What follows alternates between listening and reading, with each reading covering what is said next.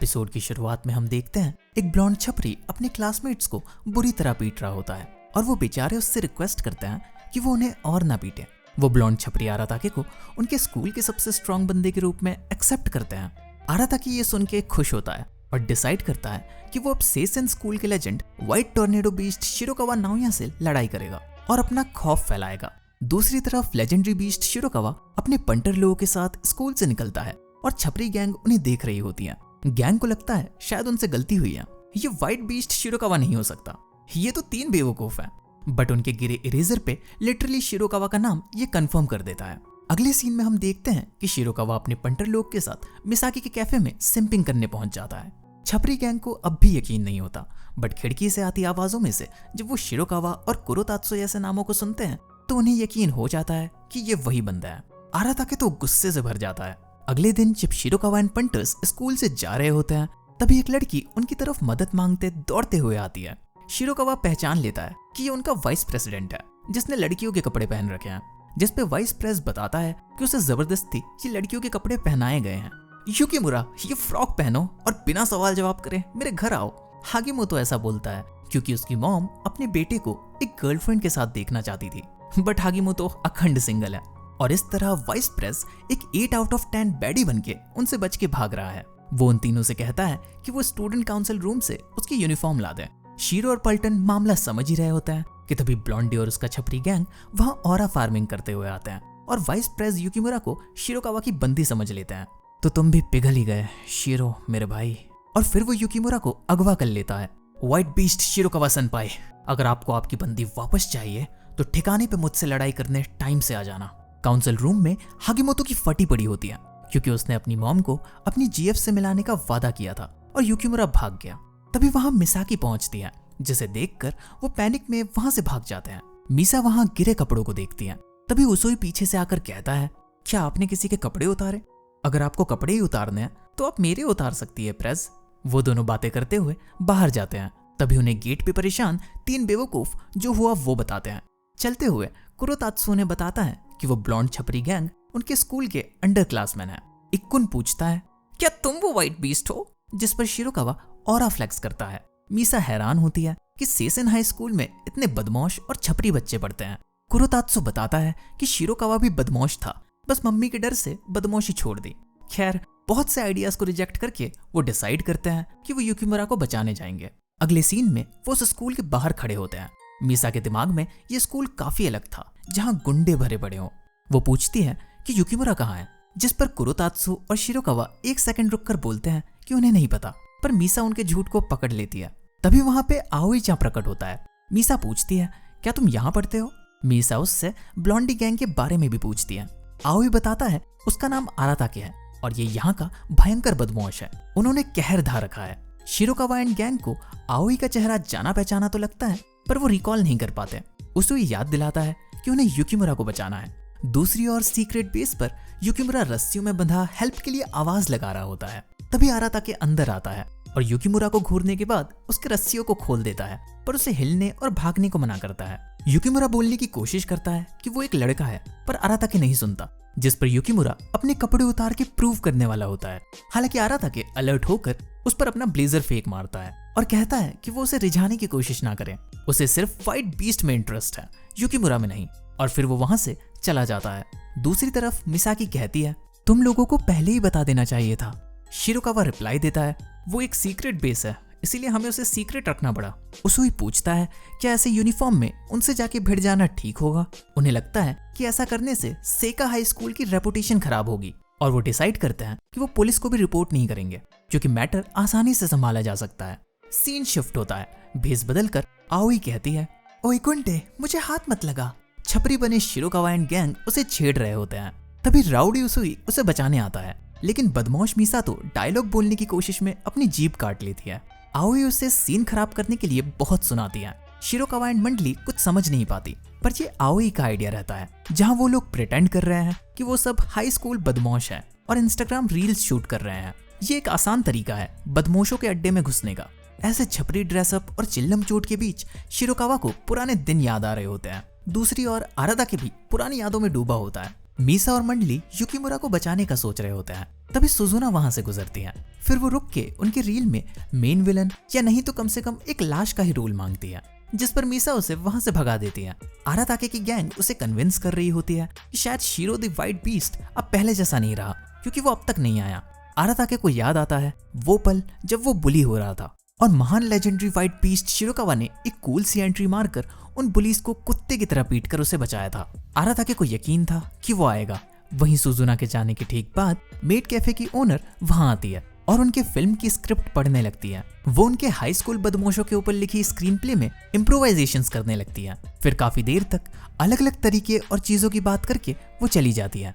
आराताके and gang समझ नहीं पाते कि वो अब तक क्यों नहीं आए। एनपीसीज बोलते हैं कि शायद वो डर गया होगा, बट तभी आराताके का प्राइम पार्टनर बोलता है कि वो शिरोकावा का नाम इज्जत से ले, क्योंकि आराताके उनकी रिस्पेक्ट करता है। आराताके को याद आता है जब शिरोकावा ने उसे स्ट्रांग बनने को कहा था और अपनी गैंग में जगह दी थी। वो उस दिन से शिरोकावा का कट्टर फैन बन गया था। ओनर के जाने के बाद मिसाकी के फ्रेंड्स भी वहां आ धमकते हैं और उन्हें फिल्म मेकिंग में हेल्प ऑफर करते हैं। उन पे prop knife, guns and fake blood भी होता है। हद तो तब होती है जब मिसाकी के डिसाइपल्स भी वहां आकर अपनी हेल्प ऑफर करते हैं। हिडन बेस पे आराताके का पार्टनर शिरोकावा की तारीफ करता है कि वो एक स्ट्रॉन्ग विल्ड, ताकतवर और अमेजिंग बंदा है। वो जब अपने जानवर वाले फॉर्म में होता है तो कोई भी उसे नहीं रोक सकता। बट बाकी पंटर्स शिरोकावा की डिसरिस्पेक्ट करने लगते हैं, जिस पर आराताके गुस्सा हो जाता है। तभी युकिमुरा को ढूंढते हुए मीसा और मंडली एक गंदे से हॉलवे से होके उनके लॉन्ज रूम में पहुंचते हैं और आराताके की लड़ाई रुक जाती है। शिरोकावा को नॉस्टैल्जिया होता है। ये रूम अभी भी पहले जैसा था, बस फटे पुराने सोफे को थोड़ी केयर की जरूरत थी। तभी आराताके गुस्से में पंच थ्रो करता है, जिससे शिरोकावा पकड़ लेता है। मिसाकी उन्हें लड़ने से रोकने वाली होती है, बट उसे उसे रोक लेता है और शिरोकावा एंड आराताके को उनके ही शर्तों पे छोड़ देता है। उधर शिरोकावा एंड आराताके में भयंकर लड़ाई शुरू हो जाती है। शायद यही उनकी बातचीत का तरीका था। और जब शाम ढल जाती है तब आराताके थक कर लेटा होता है। शिरोकावा बगल में बैठा उसकी तारीफ करता है, जिसे सुन आराताके रोने लगता है। शिरोकावा कहता है, तुम पहले से काफी ताकतवर हो चुके हो गोकी, पर तुम अभी भी एक क्राई बेबी हो। तुम ये बैंडेना इसीलिए पहनते हो ना, ताकि तुम अपने आंसू छुपा सको। मैं पहली बार में तुम्हें पहचान ही नहीं पाया। आराताके और रोने लगता है क्योंकि वो उसे याद था। शिरोकावा उस गैंग को भी हाई कहता है एंड सभी गिले शिकवे मिट जाते हैं। आराताके बताता है जब जब एज फ्रेशमैन वो परेशान हुआ, उसने अपने बचाव में एक हीरो को पाया और वो भी शिरोकावा की तरह एक हीरो बनना चाहता है। शिरो उसे मोटिवेट करता है, साथ ही कुरोतात्सु को यकीन दिलाता है कि वो वापस बदमाश नहीं बनेगा, क्योंकि वो अपनी मॉम को परेशान नहीं करना चाहता। तभी उसकी नजर इतने देर से अकेले कोने में पड़े इक्कुन पे जाती है, जो कोने में दुबका अपनी तन्हाई का बोझ उठाया था। जिसके बाद शिरोकावा उसे उनका ग्रेट मिशन याद दिलाता है, मीसा-चान के साथ एक सुंदर फोटो खिंचवाना। जेलस इक्कुन कहता है कि ये सब काम वो बैंडाना वाले नए लौंडों के साथ करे, जिस पर शिरोकावा उसको एक चमाट लगाता है और इक्कुन के होश ठिकाने आ जाते हैं। तभी मिसाकी गैंग एंड छपरी आराताके गैंग के बीच टेंशन बढ़ जाती है, क्योंकि मिसाकी ने शिरोकावा के इयररिंग्स उतरवाए थे। बट हैप्पी शिरोकावा माहौल रंगीन कर देता है और मेड प्रेसिडेंट मिसाकी के तारीफों के पुल बांध देता है। इसीलिए आराताके गैंग मिसाकी की रिस्पेक्ट में झुक जाते हैं। खैर, वो किडनैप्ड और भूखे युकिमुरा को लगभग भूल ही चुके थे। फिर सीन चेंज होता है। बेवकूफों के शोरगुल को शांत करके मीसा काउंसिल रूम में बताती है कि उसने स्कूल गेट पे कुछ लड़कियों को उनके स्कूल की तारीफ करते सुना।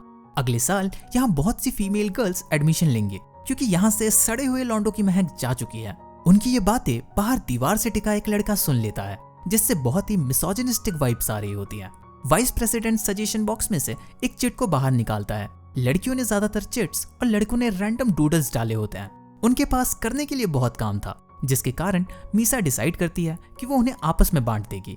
तभी वहां ताकुमी आ जाता है, जिसके कपड़े गीले और बटन्स खुले होते हैं।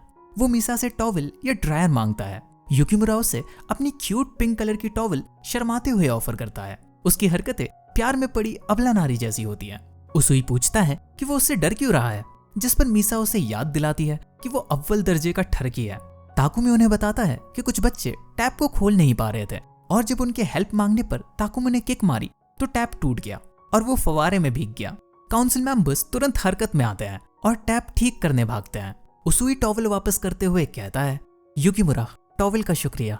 मैंने इसे अपने बदन के कोने कोने पे इस्तेमाल किया, यहाँ वहां हर जगह। युकिमुरा तो शर्मा के खड़ा रह जाता है। मीसा अगली एजेंडा पे बढ़ती है। तभी उनका अकाउंटेंट सावा केंजी बोलता है कि उसने थोड़ी देर पहले अकाउंटिंग नोटबुक घुमा दी वो पूछती है कि क्या किसी ने वो बुक देखी है, बट उनका सेक्रेटरी सो रहा होता है। मीसा उसे एक चमाट लगाती है, वो बड़बड़ाता हुआ फिर सो जाता है। ये सब दीवार के पीछे छुपा एंड्रयू टेट का डे 1 फैन सुन रहा होता है। अगले दिन सुबह सुबह मीसा अपने स्कूल का जायजा ले रही होती है। सब ठीक होता है, बट उनका हेड डिसिप्लिनरी ऑफिसर ही छपरी कपड़े पहन के आया होता है। हैरानी की बात तो ये होती है कि उसे खुद नहीं पता होता कि वो ऐसे कपड़े क्यों पहने हुए था। काउंसिल रूम में अकाउंटेंट केंजी माफी मांगता है क्योंकि वो बुक उसे मिल ही नहीं रही, but Meesa the life saver ने अपनी मेमोरी से एक दूसरी अकाउंटेंट बुक रेडी कर दी थी। वो कहती है कि इसमें मोटा मोटी सब हिसाब है, जब पुराना वाला मिल जाए तो वो एक बार उससे मैच कर ले। अगले सीन में वो डस्टबिन से स्टूडेंट्स की हेल्थ रिपोर्ट्स निकालती हैं। उसे हैरानी होती है कि उनका हेल्थ ऑफिसर इतने इंपॉर्टेंट कागज को वहां कैसे फेंक सकता है। वो समझ नहीं पाती आखिर ये हो क्या रहा है।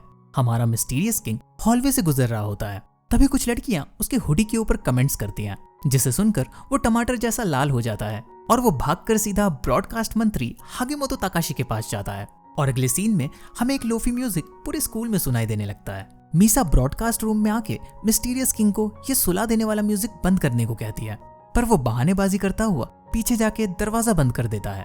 फिर अचानक से वो मीसा पे हिप्नोसिस परफॉर्म करता है और मीसा एक इजी टारगेट होती है। वो अगले ही पल ढेर हो जाती है। हमारा मिस्टीरियस किंग मास्क उतारते हुए बोलता है कि वो अब मीसा से पागलपन वाली हरकतें कराएगा जिससे स्कूल का नाम खराब हो और वहां पे फीमेल गर्ल्स एडमिशन ना ले। उसुई उसे दरवाजा बंद करके जाते हुए देखता है और फिर वो मीसा को इन्फर्मरी में लाके सुला देता है। मीसा बहुत ही बहकी हुई और ड्रंक एक्ट कर रही होती है। वो कहती है कि उसुई को यू लोगों को परेशान नहीं करना चाहिए। तभी ताकुमी उसके नजदीक आता है। आपके मुंह से शराब की महक तो नहीं आ रही। दूसरी तरफ ब्रॉडकास्ट रूम में मिस्टीरियस किंग परेशान होता है क्योंकि वो अपने साथ एक टीचर को लाया था ताकि मीसा पे नशे में होने का इल्जाम लगवा सके। ताकुमी मीसा का इंटरव्यू रिकॉर्ड करता है। वो काफी खुश होती है और एडमिट करती है कि उसने पी रखी है, गलती होनी पक्की है, और वो अपने कपड़े उतारने लगती है। उसुई ये सब हैंडल नहीं कर पाता और उसे बिस्तर में लपेटकर बांध देता है। मीसा उसे रिझाने की कोशिश करती है और फिर अपने बाहुबल का प्रयोग करती है। गिरती हुई मीसा को उसुई संभाल लेता है और वो रिक्वेस्ट करती है कि ताकुमी उसके कपड़े उतार दे क्योंकि उसे गर्मी लग रही है। उसुई कहता है ये मेरे एक्सपर्टीज के बाहर है आयुजावा, और वो उसे सुला देता है। मिस्टीरियस किंग उन्हें खिड़की से देखता है और लड़कियों से घबराते हुए चला जाता है। अगले दिन मीसा की हालत खराब होती है। उसे कल का यकीन ही नहीं हो रहा होता। मीसा को याद आता है कि वो कल ब्रॉडकास्टिंग रूम में एक मास्क्ड बंदे से मिली थी। उसके बाद ही ये सब हुआ। ताकुमी बोलता है कि वहां उसे शायद हिप्नोटाइज किया गया था। अगले सीन में हम देखते हैं उसुई युकिमुरा को छेड़ता है और वो भागकर मिस्टीरियस किंग से टकरा जाता है। युकिमुरा की फेमाइन अपील को देखकर वो फ्रीज हो जाता है। ठीक तभी उसुई को समझ आ जाता है कि कानो सोतारो एके द मिस्टीरियस किंग लड़कियों को बिल्कुल हैंडल नहीं कर पाता और उसका कवर हट चुका है। तभी कानो उसुई पे अपना हेट हिप्नोसिस परफॉर्म करने की कोशिश करता है, जिसका ऑब्जेक्टिव उसुई को मीसा के लिए हेट करवाना होता है, पर कानो इसमें बुरी तरह फेल हो जाता है। दूसरी तरफ उसे ऐसे कपड़ों में देखकर मीसा एंड मंडली को लगता है कि युकिमुरा को शायद अब लड़की बनने का शौक चढ़ गया है। ताकुमी कानो को पकड़ता है और बोलता है मत कर लाला मत कर। अगले सीन में हम देखते हैं कि मीसा कानो के क्लासरूम में आती है और उसे बहुत खरी खोटी सुनाती है। उसने फिगर आउट कर लिया था। वही जब युकिमुरा से ताकुमी को इस बारे में पता चलता है तो वो कानो के क्लास की ओर भागता है, जहां एक दूसरे रूम में मीसा बोलती है कि भले ही कानो को लड़कियां नहीं पसंद, बट वो अपने आइडियाज पे अड़ी रहेगी क्योंकि ये स्कूल अब एक कोएड स्कूल है। हालांकि वो उसकी भी बात जरूर सुनेगी। अगर वो उसका स्कूल एक्सपीरियंस बेटर कर सकती है तो वो करेगी। तभी हरामी कानो क्लैप करता है और मीसा भूल जाती है कि वो क्या कर रही है। ताकुमी एकदम से दरवाजा खोलता है और देखता है कि कानो ने उस पर फिर से हिप्नोसिस कर दिया है और अगर अगले 24 घंटे में वो सो गई तो वो उसुई से नफरत करने लगेगी और इस तरह कानो अपने मकसद को पूरा कर लेगा। अगले सीन में हम देखते हैं कि उसुई मीसा-चान को चिढ़ा रहा होता है। मीसा उसे कैफे से चुपचाप चले जाने को कहती है, बट उसुई कहता है कि उसको रिस्क नहीं लेने का है एकदम। वो आज रात उसे बिल्कुल नहीं सोने देगा। काम खत्म होने के बाद उसुई उसे कंधों का मसाज भी देता है। बाहर पूरे रास्ते वो उसे फॉलो करता है। मेट्रो में वो कहती है कानो ने ऐसा हिप्नोसिस किया ही क्यों, वो तो उसुई से वैसे भी नफरत करती है। ताकुमी उसे उसके घर तक फॉलो करता है। मीसा उसे घर भागने को कहती है और दरवाजा बंद करके अंदर जाने लगती है। वो कहती है कि एक रात जागना उसके लिए कोई बड़ी बात नहीं है। मस्त नहाने के बाद जब मीसा बाहर आती है तो उसका फोन रिंग हो रहा होता है और कॉल पे उसुई उसे तंग करता है। मीसा पढ़ाई करने बैठती है। तभी उसुई का कॉल फिर से आता है। नहीं, मुझे साबुन नहीं खरीदना, तुम मुझे कॉल करना बंद करो। मीसा-चान, मैं कोई सेल्समैन नहीं, आपका मैन हूँ। मीसा कॉल कट कर देती है।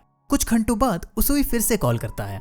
ये तुम्हारा 22वां कॉल है, स्टॉकर कहीं के, मुझे पढ़ने दो। अगर तुम पढ़ती ही रही तो नींद आने लगेगी। ये सुनकर मीसा कहती है, वैसे भी मैं तुमसे बेइंतहा नफरत ही करती हूँ। ताकुमी उसकी बात को बीच में ही काट देता है, पर मैं तुमसे प्यार करता हूँ और तुम भी मुझसे प्यार करती हो आयुजावा। वो कॉल काट के एक दूसरे के बारे में सोचने लगते हैं। मीसा तय करती है कि वो कानों से नहीं हारेगी। अगली सुबह जब मीसा दरवाजा खोलती है तो देखती है कि ताकुमी पूरी रात उसके घर के बाहर ही था। वो गुस्सा करके उसके हाथों से न्यूज़पेपर ले लेती है और थोड़ी देर बाद तैयार होके आती है। वो ताकुमी को ब्रेकफास्ट के लिए स्वीट ब्रेड देती है जिसकी एक्सपायरी डेट निकल चुकी होती है। स्कूल में बारिश शुरू हो जाती है और प्रेसिडेंट मीसा की आंखें भारी होने लगती हैं। तभी युकिमुरा उन्हें ब्लूबेरी सप्लीमेंट्स ऑफर करता है जो नींद भगा देती है, बट वो उन्हें क्लासरूम में ही भूल आया था और जब वो उसे लाने जाता है तब उसे कानो मिलता है। अगले सीन में हम देखते हैं कि मीसा युकिमुरा से वो पिल्स लेके निगल जाती है, बट उसका स्वाद ब्लूबेरी जैसा नहीं होता। जिस पर उसोई युकिमुरा के पिल्स को चेक करता है और समझ जाता है कानो ने युकिमुरा को हिप्नोटाइज करके पिल्स बदल दिए हैं और ये पेन किलर दे दिया जिसका साइड इफेक्ट है नींद आना। ठीक 1 घंटे बाद 24 घंटे पूरे होने को है, बट मीसा को बहुत तेज नींद नहीं आने लगती है। वो डिसाइड करती है कि वो रूम से बाहर निकलेगी और ताजी हवा में जाएगी। अगले सीन में हम देखते हैं मीसा स्टेयर्स पे बैठी होती है और बरसात को देखती है। वो उसुई से रिक्वेस्ट करती है कि वो उसे एक जोरदार मुक्का मारे जिससे वो उससे नफरत करने लगेगी, बट ताकुमी साफ इनकार कर देता है। उसुई उसके पास जाके खड़ा होता है और कहता है, प्रेज आपको मेरे लिए रुकना चाहिए था। हिप्नोसिस तभी काम करता है जब आप करने वाले पर भरोसा करते हो। आप सब पर आसानी से भरोसा कर लेती हो। मैं नहीं चाहता आप मुझसे नफरत करो। मीसा कहती है, तुम फिर से वही बातें कहकर मुझे गुस्सा दिला रहे हो, लेकिन मैं शुक्रगुजार हूँ स्पोर्ट्स फेस्टिवल के लिए, मियाबी काउका के लिए, मेरे पास होने के लिए भी। क्या मैं ये फीलिंग भी भूल जाऊंगी? मैंने अभी तक तुम्हें ठीक से शुक्रिया भी नहीं कहा। उसुई उसके बालों को सहलाते हुए कहता है, उसकी जरूरत नहीं, मैं हर बार तुम्हें मुझसे प्यार कराऊंगा। ये सब अपने मास्टर पर छोड़ दो। मीसा सो जाती है।